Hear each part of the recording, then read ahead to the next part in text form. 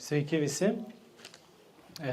Esu Paulius Kisėlis, architektas iš Metro studijos. Trumpai apie Metro studiją. Mus įkvepia gilinimasis į meninę architektūros pusę ir ieškojimas, kaip kiekviename objekte atrasti emocinį krūvį.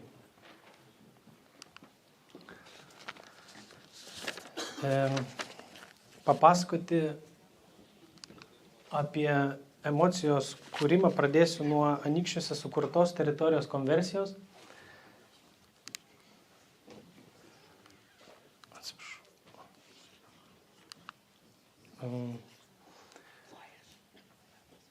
2015 metais laimėjome architektūrinį konkursą, kurio užduotis teritorijos tarp Antano Baranausko muziejaus ir Anykščių senamiesčio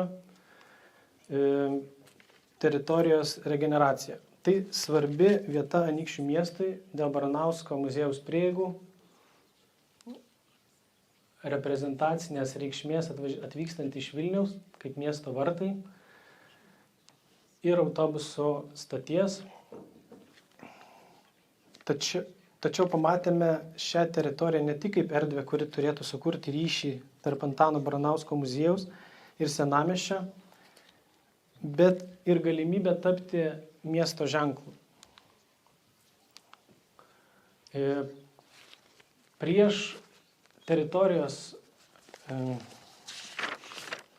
Iki teritorijos konversijos pradžios erdvės buvo neįveiklintos ir nesulaukdavo miestiečių ir turistų dėmesio.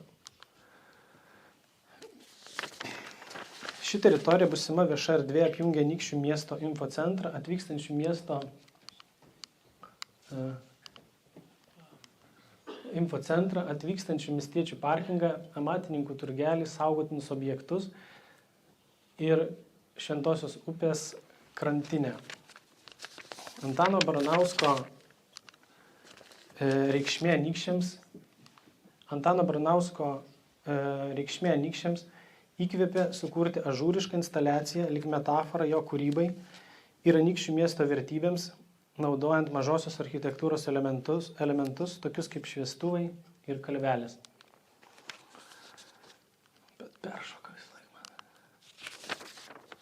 Instaliacija ne tik turi simbolišką reikšmę poeto kūrybai, bet ir apjungia skirtingas teritorijos erdves ir funkcijas į vieną bendrą visumą.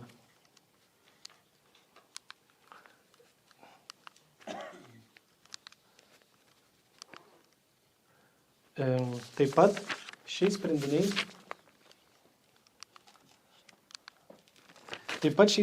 darniai įsiliejame į esamą miesto dalies gyvenamųjų namų užstatymą, teritorija tapo vientisa, patraukli, įtraukianti ir bendruomeniška. Instaliacijos ažūriškumas atsikartoja pastatų fasaduose, taip pat sukuriant bendrą visumą.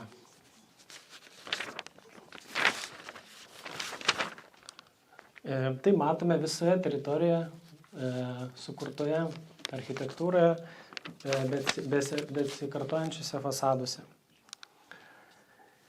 Instaliacija savo ažūriškumu švelniai formuoja erdves ir sukuria kamerinę emociją.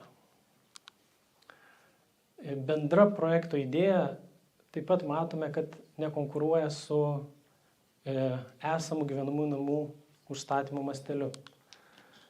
Dabar džiaugiamės, kad ši erdvė mylima miesto žmonių, čia vyksta įvairūs renginiai, mugės ir ištisai naudojama ir gyventojai džiaugiasi šią erdvę.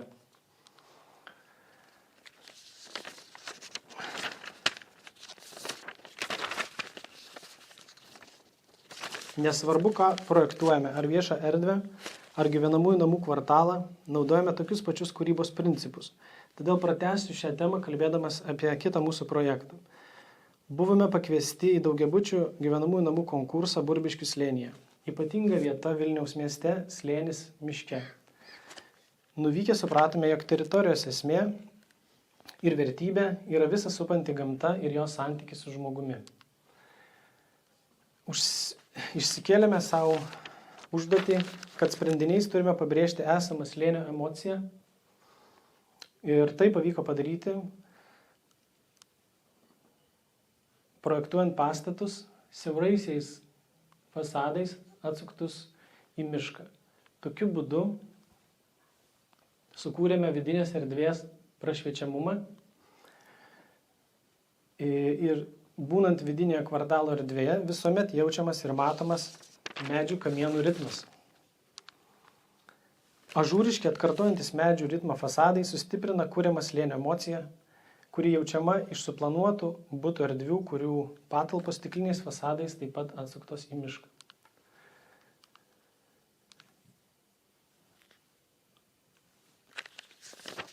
Palikdami teritorijoje esančius industrinės architektūros likučius, suprojektavome šios gyvenvietės skverą išsaugant vietos istorijos akcentus. Urbanistiniais ir architektūriniais sprendimais sukūrėme atvirumo ir artumo jausmą. Dar vienas projektas, kuris puikiai iliustruoja šią temą, už užsienio sodininkų miestelio konkursas. Konkurso užduotis didelė teritorija Vilniaus pakraštyje, kurioje reikėjo sukurti gyvenvietę sodininkystės tema. Pati tema mums pasirodė labai perspektyvi ir jau dabar aktuali.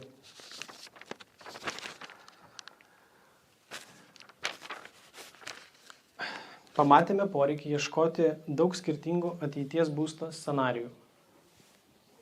Kaip ir visuomet, procesas prasidėjo nuo diskusijų ir eskizavimo apie sodininkystės mieste temą ir kaip tai veikia architektūrą ir žmogaus gyvenseną.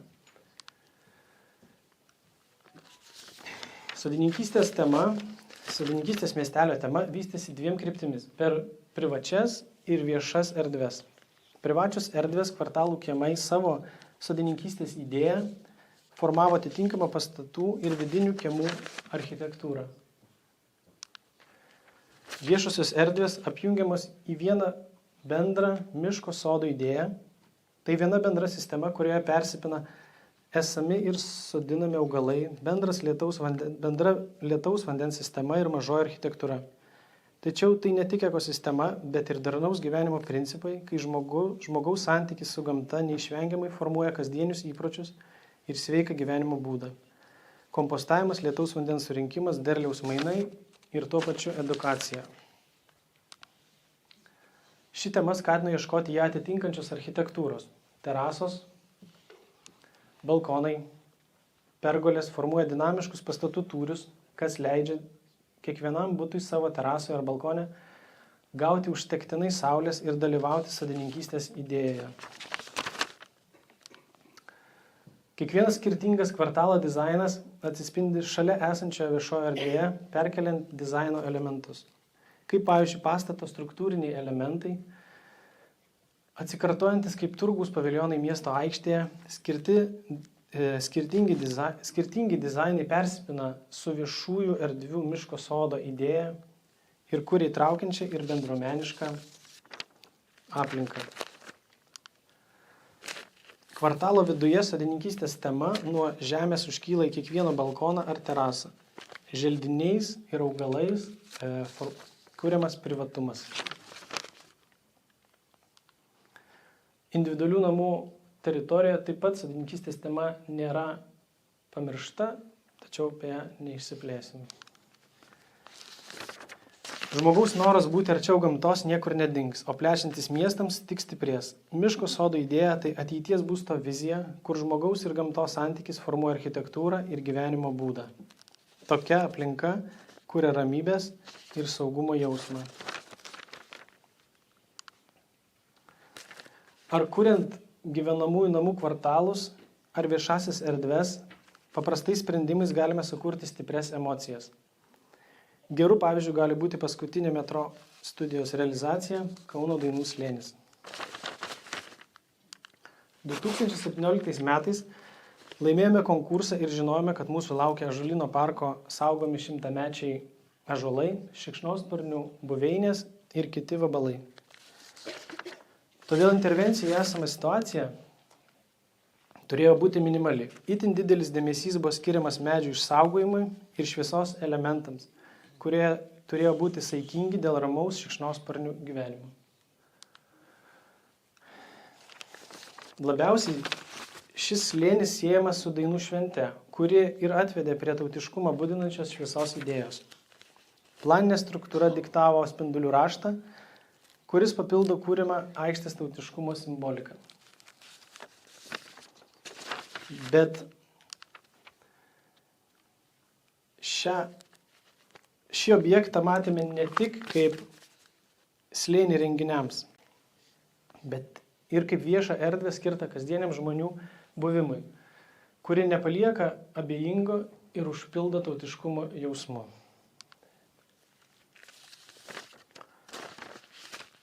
Be idėjos, kuri sukuria emociją, nebus gyvos, įtraukiančios ir bendruomeniškos architektūros. Nesvarbu tai vieša ar privati erdvė, verslo centras ar būsto interjeras. Architektūroje svarbiausia žmogus ir jo emocija. Ačiū.